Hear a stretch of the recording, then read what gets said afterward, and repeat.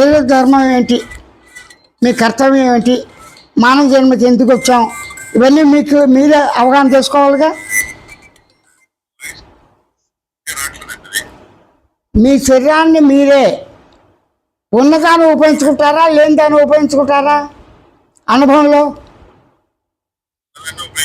అంటే మీ శరీరం మీకు అనుభవంలో ఉంది, అది ఎలా వచ్చిందో తెలియదు, వెనక జన్మలో కోరుకుంటూ వచ్చిందో లేదో కూడా మీకు తెలియదు. మీ శరీరం నా శరీరాన్ని నేను అనుభవిస్తున్నాను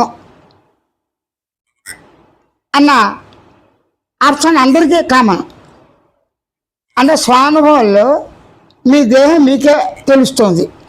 ఆ తెలిసిన దేహాన్ని మీరు ఏ విధంగా ఉపయోగించుకుంటారు, ధర్మపరంగానా, మోక్షం గురించా, వ్యవహారం గురించా, అన్ని విధాలుగా ఉపయోగించుకోవాలా?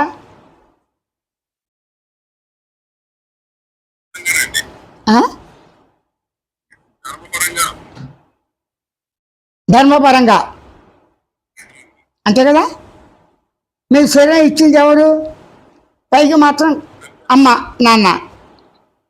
కాబట్టి తల్లి, తండ్రి, గురువు, అతిథి ఈ ప్రకృతిని చెడగొట్టకుండా మీ ధర్మాన్ని మీరు నిర్వర్తిస్తే చాలు, దేశకాల పాత్రను బట్టి. సరిపోయింది కదా. అయితే ఒక పని చేస్తాడు, కర్మ సిద్ధాంతానికి, జ్ఞానానికి, భక్తికి వాటికి ముడి పట్టుంది ప్రతి విషయంలో కూడా. రికార్డ్ చేసిన ఏమిటంటే మీ పని మీరే చేసుకుంటారు. చిన్నప్పటి నుంచి తల్లి కొంచెం 1, 2, 3, 4 సంవత్సరాలు తప్పించి మీ బట్టలు, మీ స్నానం చేయటం అని నిద్ర లేవగానే స్నాన సంధ్యలు అన్నీ మీరే చేసుకుంటారా, ఇతరుల చేత చేయిస్తారా?